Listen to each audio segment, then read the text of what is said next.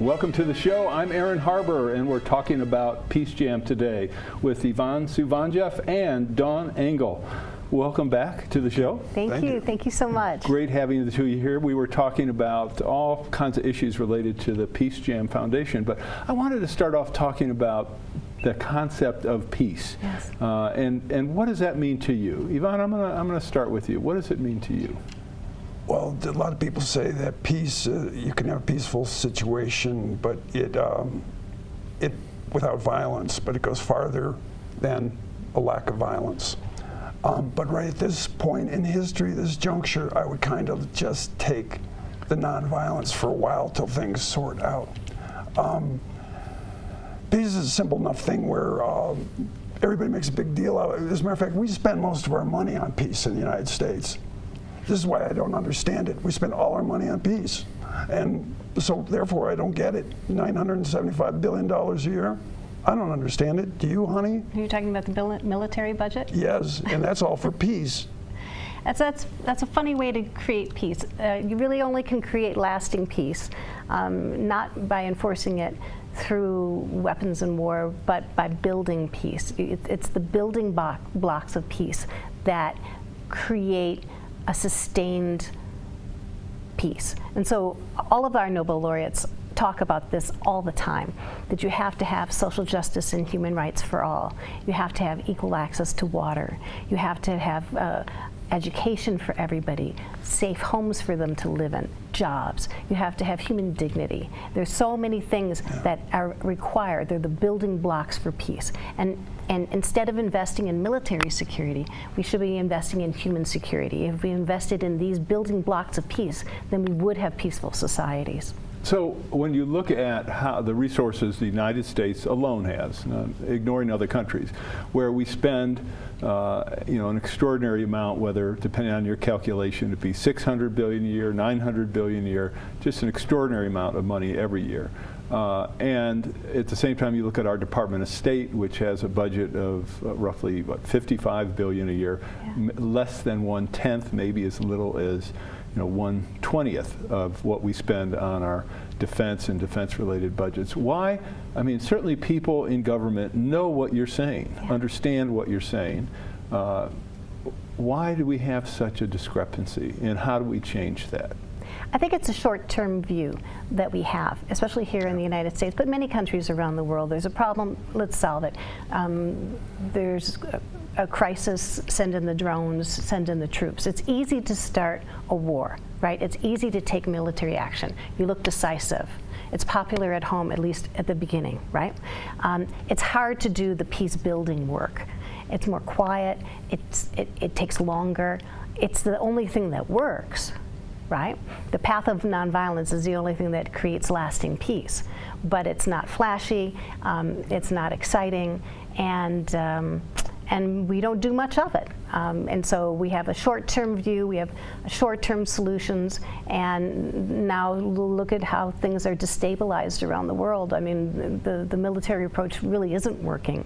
And it's unleashing forces, and we have refugees, more refugees in the world today than at any time since World War II. I mean, we're doing something wrong, and we need to change. All right, so what if you could wave your magic wand, what would you do differently?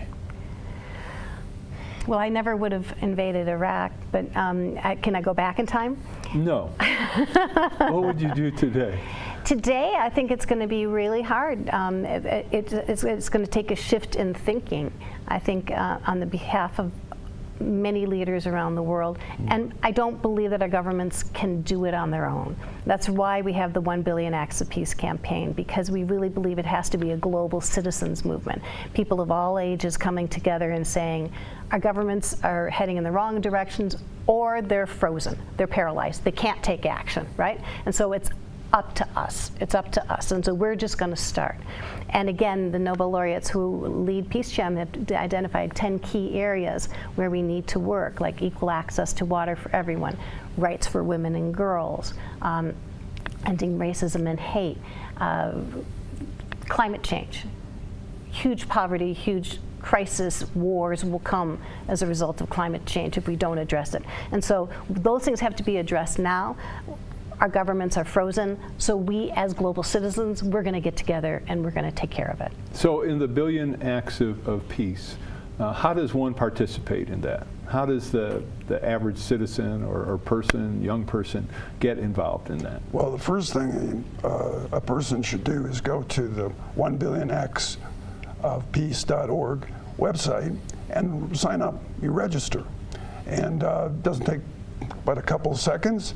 And then you start with somebody's going to say, well, I pledge to do this. And well, we've made it simple. it's so simple. Most people really feel like they feel helpless and hopeless. They feel like victims. They feel like want to do something, they don't know how to start. So the whole movement is designed to bring people along a continuum. To when they first come to the site, to give them something very simple ideas, something very simple they can join in on that's already happening, very simple thing they can do on their own, and then bring them along. They start as a tourist, they become a traveler, they become a guide, where they're an empowered agent of change. So that's all about moving people along that continuum so that they have the tools they need to really be effective. And clearly a great strategy, because you start off making sure you don't overwhelm them. Right. You make it accessible, you make it easy. For the first thing I say to people is, please, thank you, you're welcome. This is a really great place to start. I noticed this sort of thing because my parents insisted I learn these things to say please and thank you. Open a door of a grocery store, a woman with a baby opens the door, a man about 60 years old walks by her and does not say thank you. I said, excuse me, you say thank you. That lady's holding a child, and he looked at me like I just did something on his carpet. And the smallest thing in civil society, we do not say please and thank you. We do not care about our neighbors. It's all for us. It's money, power, and ego, and what politics is about. And if there's anything else, somebody let me know, because after 60 years, I don't see it. But we really believe Took it that. into our own hands. That's right. We really, after working for 20 years with young people and seeing the extraordinary things that they've done, how their lives have been transformed by touching the magic around the Nobel Peace Prize winners, and how the incredible projects that they've done to help in their communities, we know that everybody has goodness and greatness inside of them. We know that it can be unleashed, and that we can give them the tools that they need and the inspiration, the role models. We have a Peace Jam magic. It works for young people. Now we have a campaign, a global citizens campaign, so everyone can be involved, and we have a film series so everyone can be inspired and then get involved in the 1 Billion Acts of Peace campaign. And keep in mind that back in the 60s, we're picking up where people like the MC5 left off. They got involved with drugs and guns and all the rest of it, stuff we refuse to do. So we're doing some of the work that some of my boomer buddies just kind of left to the side of the road. And I'm not too thrilled with that. They should keep going. Are you going to be part of the problem, or are you going to be part of the solution? Now, who is that, Eldridge Cleaver or Jesse James Crawford from the MC5's MC guy? And I don't know who did it, but are you going to be part of the problem, or are you going to be part of the solution? Be part of the solution. It's easy. It's the easiest thing to do. One of the things that fascinates me is we have 315 or whatever million Americans, who I think almost all of which are great ambassadors for this country. And I think of, for example, the Peace Corps and the idea of sending citizens to different countries to help people in obviously a nonviolent setting. Yes. Do you know how many Peace Corps members are out in the world at any one time? Take a guess. I don't know. I don't know. It's only 7,500 people Wow. at one time. Wow. And so you talked about, Yvonne, you talked about the budgets and resource allocation. We spend, I think, I'm going to say, the budget for that is something on the order of under $500 million a year. Yeah. So if you were to increase that tenfold, that would be such a tiny fraction of, for example, the defense budget, yet you could have 75,000 American ambassadors helping people around the world. To me, that's the type of thing that could also have such a tremendous difference. But your juxtaposition of defense spending and what we do elsewhere really shows, unfortunately, where our priorities are. And I think what's sad is that what is the effectiveness of spending those kind of dollars? And I think what as you pointed out, Dawn, that effectiveness has not been one with a high rate of success. That's right, and also we don't know our history. I mean, I don't know why we thought we could transform Afghanistan. The British tried it, the Russians tried it, now we tried it, and now we can't leave, right? So Shirin Ebadi, who's from Iran, she is a brilliant woman and one of the Nobel Peace Prize winners on our board. She says that you cannot impose democracy. You need to empower civil society and let democracy grow, and every country will have its own form of democracy which grows over time, and that's where our efforts have to be. It takes time, though. It takes patient time, and that's what we're missing.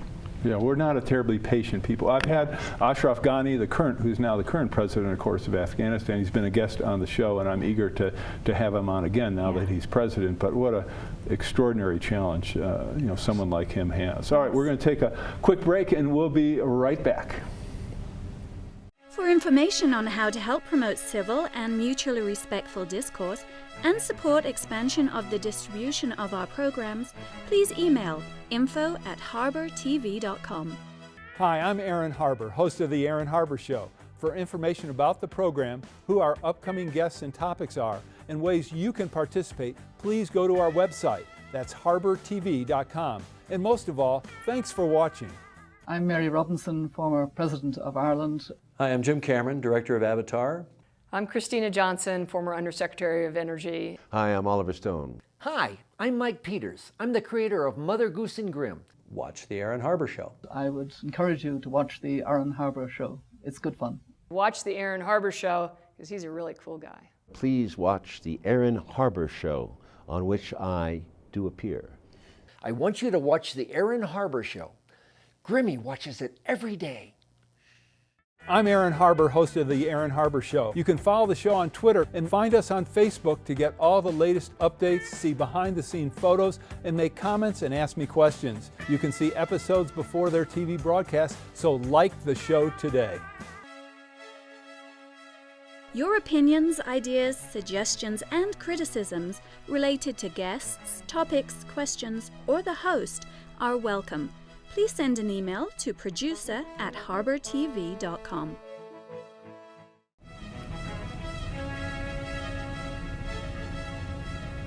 Welcome back to the show. We're talking about Peace Jam, and actually we're talking about a lot of different things. And before the break, one of the things we were focusing on is the allocation of resources. So what should we do differently, and what are we doing wrong, in your opinion, today? Well, one thing that the United States, we consider ourselves the greatest democracy on earth, et cetera, et cetera. Our most venerated, are the people that we respect the most, are our service people. Why is our veterans? And why are our veterans not being taken care of? Where does all this money go? So we kind of have to change the system. I sit there looking at a street corner, see a veteran, it breaks my heart. I get out of the car and whip him a $5 bill. And that's just immoral. You know, what I don't understand, I mean, we expend an extraordinary amount of resources on veterans, number one. We've made commitments to them to provide all kinds of care. Yet you hear all these horror stories about the Veterans Administration and people waiting. There are stories now where veterans not only are waiting months before they're seen, there's stories, of course, of veterans who die, who have died because they weren't seen in a timely manner.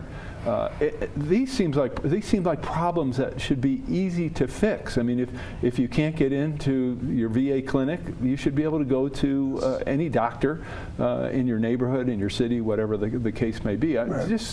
So who is setting these kind of policies? Certainly the First Lady has been, Michelle Obama has, and she and Jill Biden, Dr. Biden, have focused a tremendous amount of their time on helping veterans and families of veterans.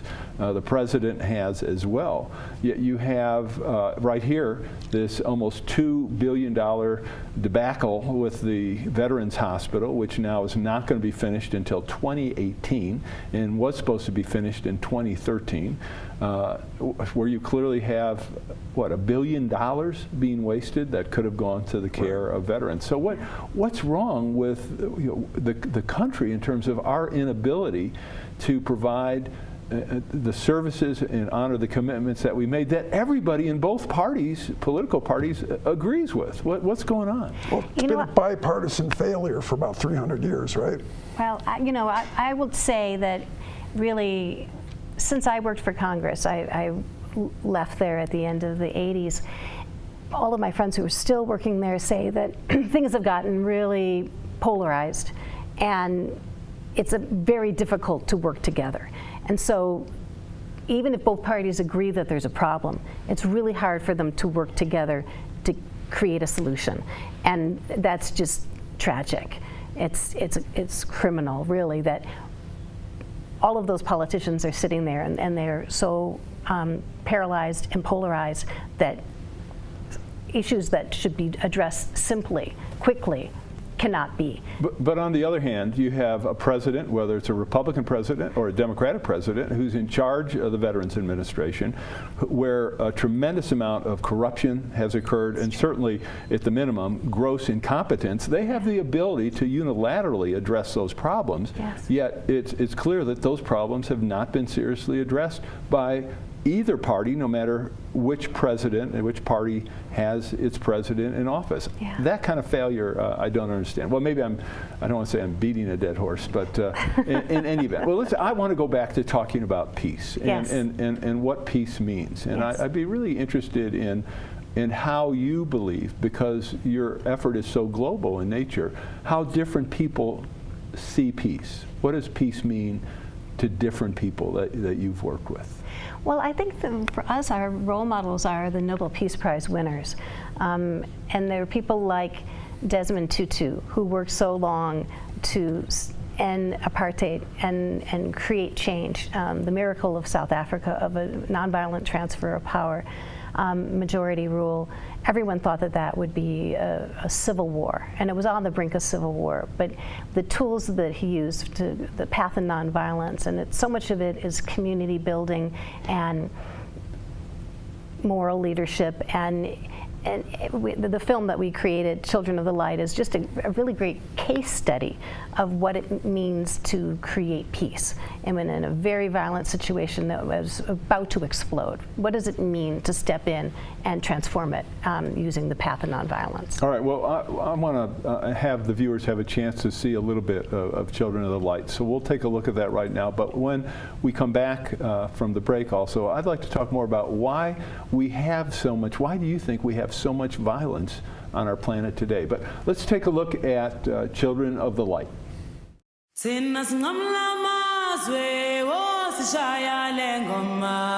1976, the country of South Africa was on the brink of civil war. And then, the most unlikely of men rose up to lead his people. And his name was Desmond Tutu. Our struggle is going to succeed because it is a just struggle.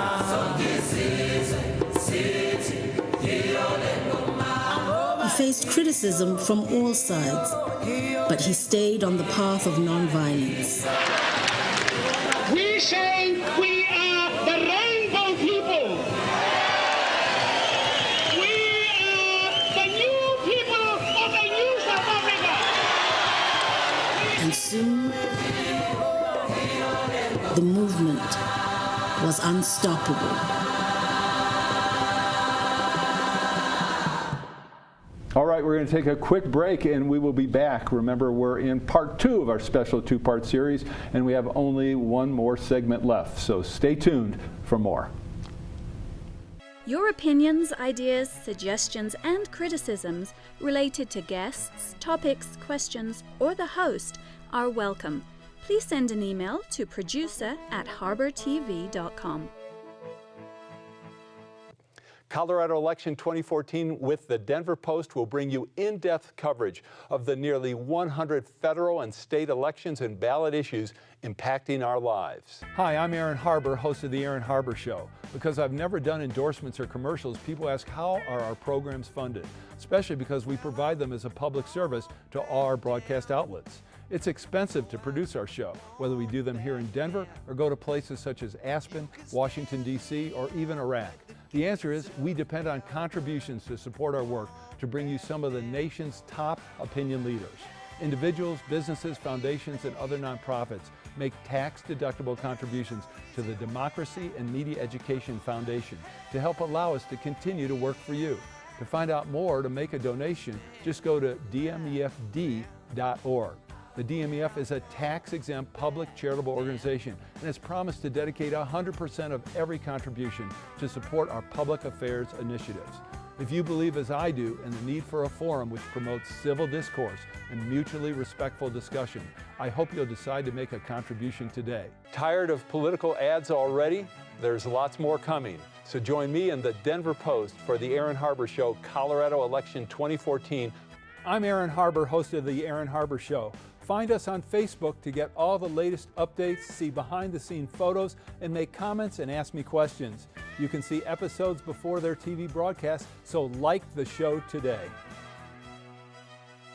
Please join me tonight on the Aaron Harber Show, Colorado Election 2014, to get up to date on the issues most affecting you, your family, and your friends.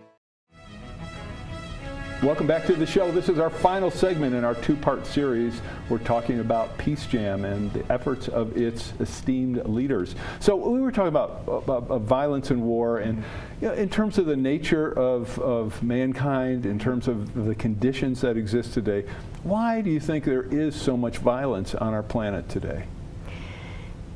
Well, I think personally that what we need is a shift of consciousness, and we need to understand that some things that we used as tools in the past no longer work, and we need to set them aside.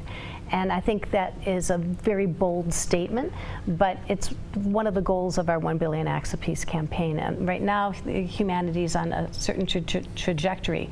There's a lot of violence, there's going to be a lot of suffering, and if we work together, we can shift the trajectory, and we can make the future better for everyone. But we're going to have to think about new approaches. We have to think that we are one, and we can't be in isolation anymore. What happens to you affects me. What happens to me affects you. And so we have to think of ourselves as one planet. We have to use that path of nonviolence. We have to invest in human security. We have to address the issues with climate change. There are certain things that we have to think as global citizens now.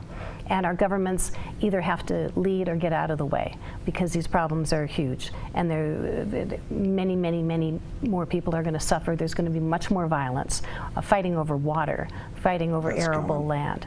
And if you think there's a lot of violence now, it's going to be even worse if we don't address these underlying root causes of the problems.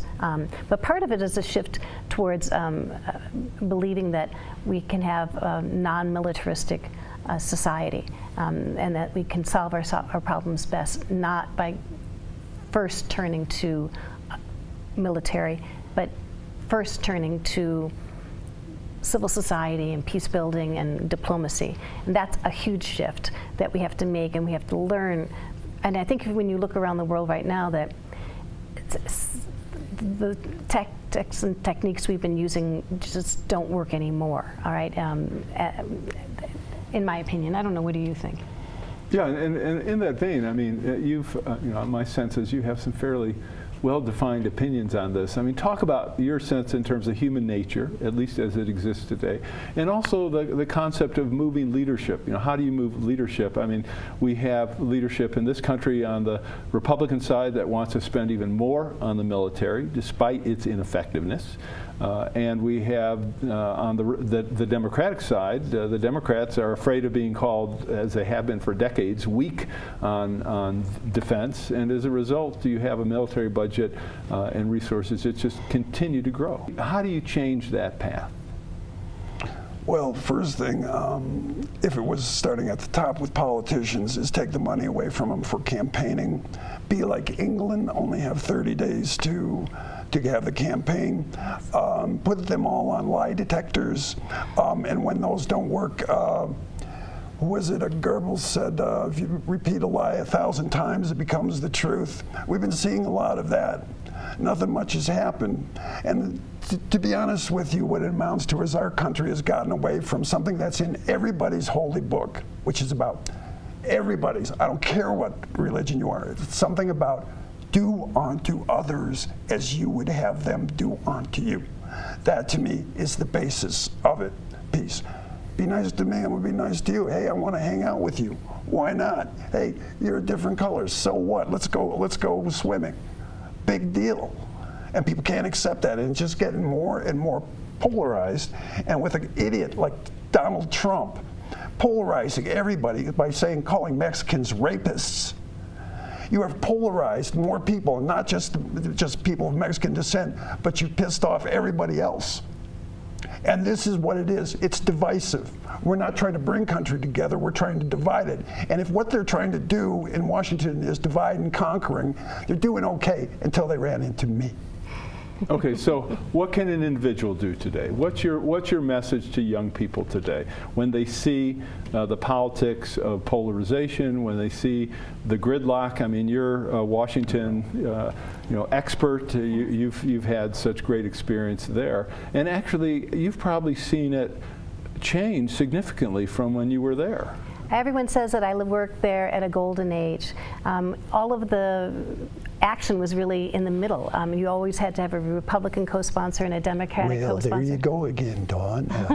I worked under Ronald Reagan when we worked across the aisle with Tip O'Neill. Everybody worked together, and it was fantastic. We would go out after work and have dinner and drinks, and we knew each other. And that doesn't happen anymore. Everything's very, very divided, and so the country suffers. And yeah. What can the individual do when it's that bad on such a large scale? What can someone in Colorado do about the failures of Washington, D.C.? Well, we created the 1 Billion Acts of Peace campaign because our governments are failing us. So the idea is that we're going to start leading ourselves. We're just going to get together. NGOs, individuals, our whole campaign shows you how. And we're going to start working on these problems, and then maybe our governments will have the political will and they can follow us. Are there other countries, or is there any other country that you would point to as a model, or another nation that the United States could learn something from? I mean, I love this country. I think this is one of the greatest countries on earth. But we have issues that we have to deal with. Every country does. I don't know of any perfect country. I just came from France. Great country. They got issues. They got great things about them too, right? So I just believe in the people. And I believe that we need a people movement. And that's what our governments need to learn from. They need to learn from the common sense of the people, that the problems are huge, they're not being addressed, and we're not going to wait for you anymore. Do you think, last question, do you think we can get leadership to listen, or do we need new leaders, or both? I think we can get leadership to listen. I think we should get new leaders, period. I think that we need to rework our government so it's functional, and that people can't hide behind, I'm not going to sit down and talk with you, which would happen to Obama. Obama made some mistakes, but it is time for a change, and it's going to take the people to do it, and young people have what it takes. It's not the old fogies like me. It's the young people who are going to do it, and that's why we're so encouraging. We're encouraging this new generation to go out there, push them aside, and say, no, we're going to do it this way. Vote, register, vote, get them out. All right, and on that exclamation point, I want to thank my guests. I know we're out of time. I'm Aaron Harber. Thanks for watching. We'll see you next time.